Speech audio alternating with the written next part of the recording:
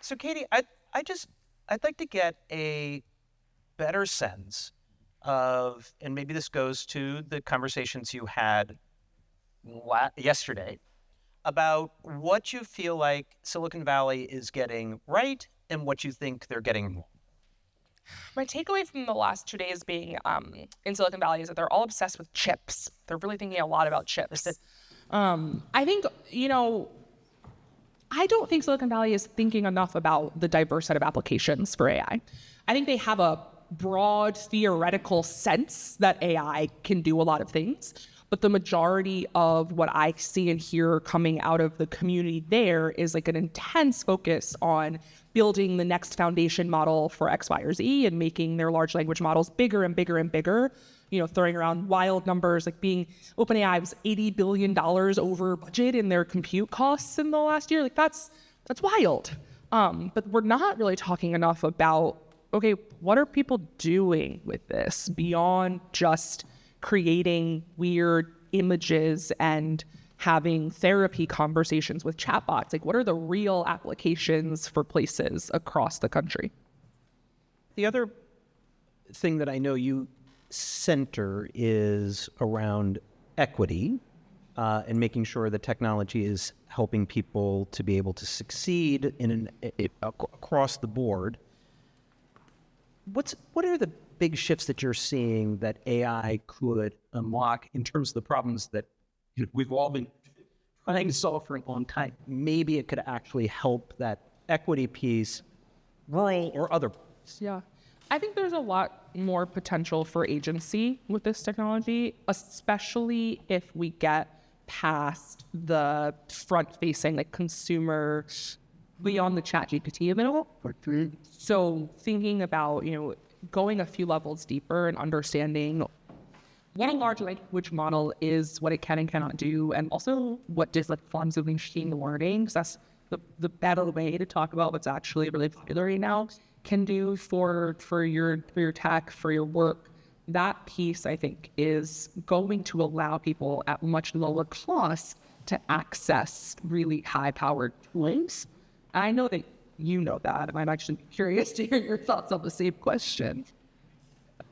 The interesting thing on agency and equity, I've been talking to a lot of people who are using the tools to be able to fill gaps that they've struggled with for a long time. And someone who was in an MBA program and was saying their form of dyslexia had prevented them from being able to write cogent business briefs, right? And they had worked on it, but for whatever reason, it couldn't flow.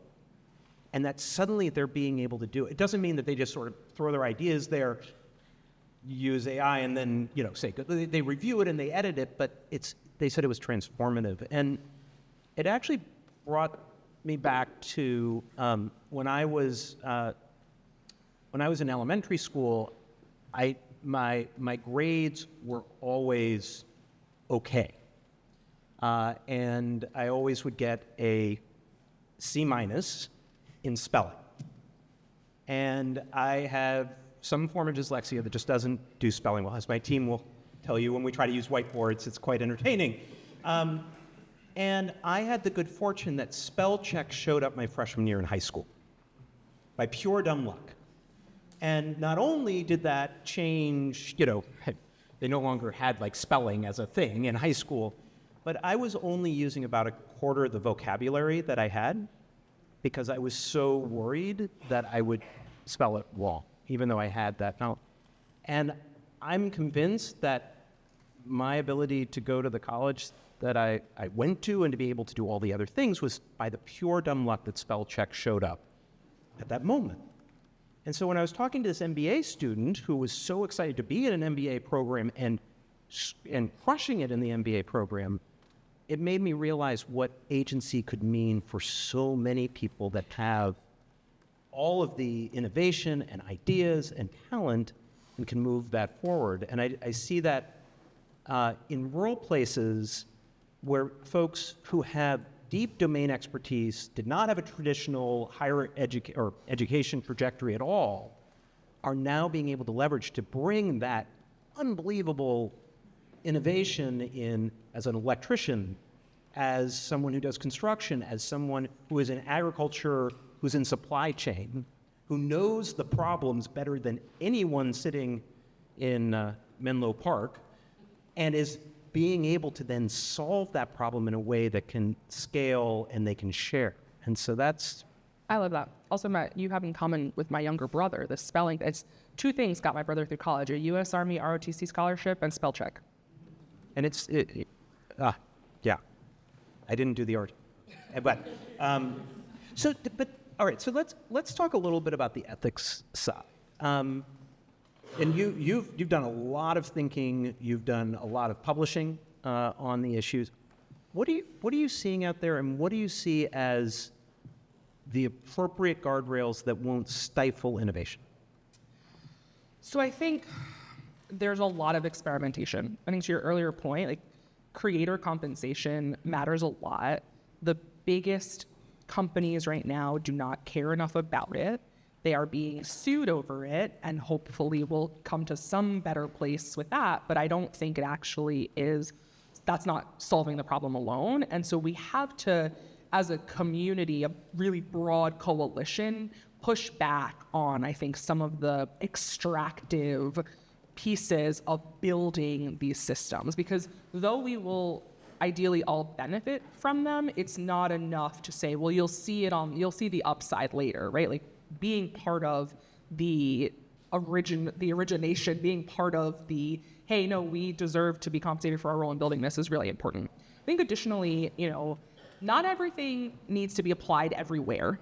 One of the places that I've talked the most about AI being potentially problematic is in K-12, and the way that companies are really rushing and excited to put AI tools, chatbots, personalized learning tools in front of students without any sense of whether they're effective, whether they're safe, whether they are useful. I think focusing on, teacher effectiveness, productivity, back-end administrative tasks is super interesting for K-12 AI applications, but I'm very, very nervous about the K-12 student space. And I think I bring that up because in terms of guardrails and ethics, we have to be thinking about where these things go, what happens to the vulnerable when they have access to them, and not just allowing the sort of marketing machine, because the investment that these firms are getting, it's going to compute, it's going to marketing and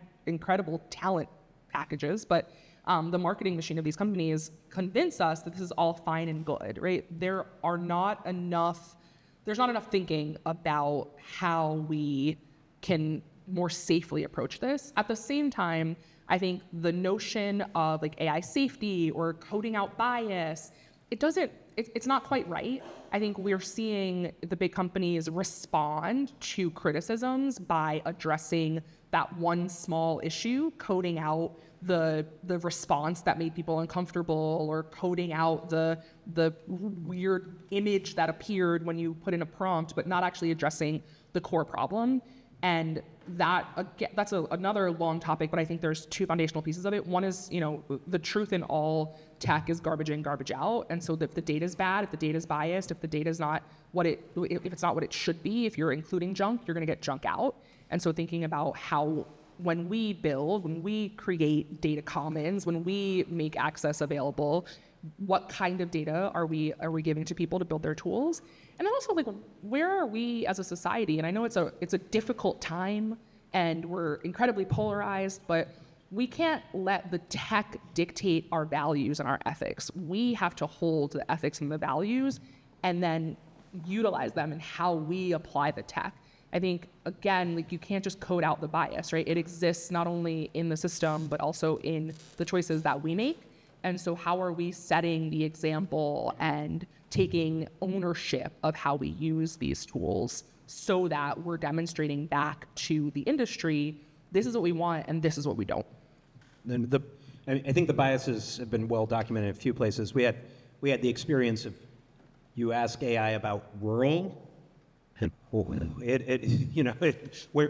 should you go to get should you get a computer science job, and one of the first things is move to a city, right? And it's like, no, this is not. So that whole notion of making sure that you're part of the conversation, so the training, just like with a Google search or whatever else, but now in AI, is actually accurate and actually doesn't embed all the biases that we're trying so hard to push against, that's out there. And doing that's not going to be easy. Good. Okay. All right. No silver. I don't have a silver bullet. No, it's not. And I think the power of it's part of it is just like in the community that we create. And I think that's why it's important that we are building our own tools, not just using the tools that are being sold to us. Yeah. So one of the questions up there in a couple of different versions, there was this cybersecurity. How do we make sure it's safe? We talked about that. There's the some biases pieces.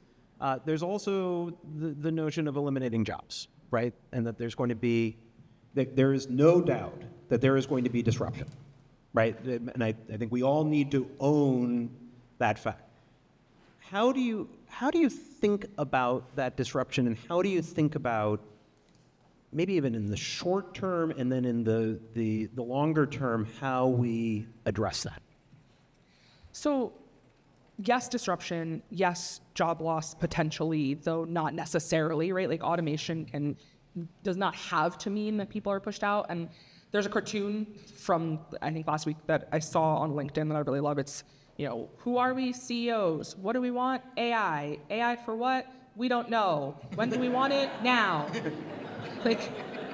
And so I think we're we're gonna get past that moment. I think folks are out here cutting jobs, and then you gotta call the people back and just realize the AI couldn't do it, right? Like that, we're gonna get there, and I see that coming. Right. But there's two pieces, right? And there's the immediate, how do we help people get trained or retrained? How do we work on skilling? How do we look at the opportunity for people who are displaced out of jobs to have some of that agency to say, okay, I'm going to do a new thing? And I think we've been trying to do that with all forms of technology, emerging technologies, for a long time now.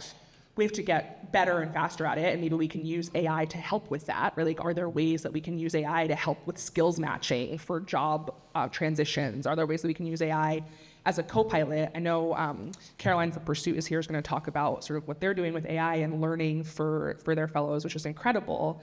And so how can we use the tools to actually solve the same problem they're creating? Mm-hmm. And then longer term, I really do think that there will be net new jobs in things that we have not yet imagined, and the potential there. And especially, I spend a significant amount of time thinking and talking with younger people in college, and we have this network of students across universities called Public Interest Technology University Network, and there are these PIT clubs, and the students are so interested in building their own stuff and in having an impact and not just going to work at Google. And to be fair, I was not interested in going to work at Google. I wound up there by accident. It was a whole thing. But they're less and less interested in big tech. They're disenchanted with that. And so how can we harness that so that when they graduate, they're going somewhere and building something new, or joining a small firm, or going someplace that's not just Palo Alto, to take their next step? Because I genuinely think that it's there if we can grab it. So yeah. No, that's great. I mean, there's been stories about radiologists will disappear overnight. And then it turns out, no, they're actually doing stuff much more effective and faster, and they need more of them because it's being able to prevent more operations or other things down the line. I mean, we just don't know. No. Well, and I'm curious, Matt, like in the last several years of talking about digital transformation, I know that you've come up against this question, this problem as you're working with new communities. Like, well, why would we bring in more innovation economy stuff when it's going to disrupt and is already displacing? So like, what from that experience do you bring to this moment? Yeah, so the last 8 years included this little thing called COVID, right? And when we were first talking, we were talking about what we need to do is make sure people know that remote work can be a thing. Companies that are in unusual places can be able to do collaboration all over the place and all that. And then COVID came, and it turns out it was a thing. And people started to be able to say, I want to live in the place where I want to be and still do incredible work.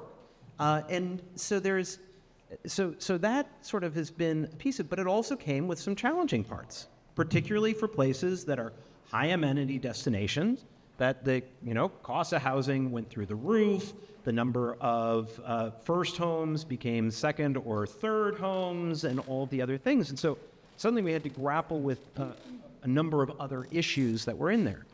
At the same time, I think most folks in economically distressed post-manufacturing areas would say, I'm okay with a little bit of that, right? I'm all right with having some folks who are coming in, who are investing in the community, especially if they're committed to that community.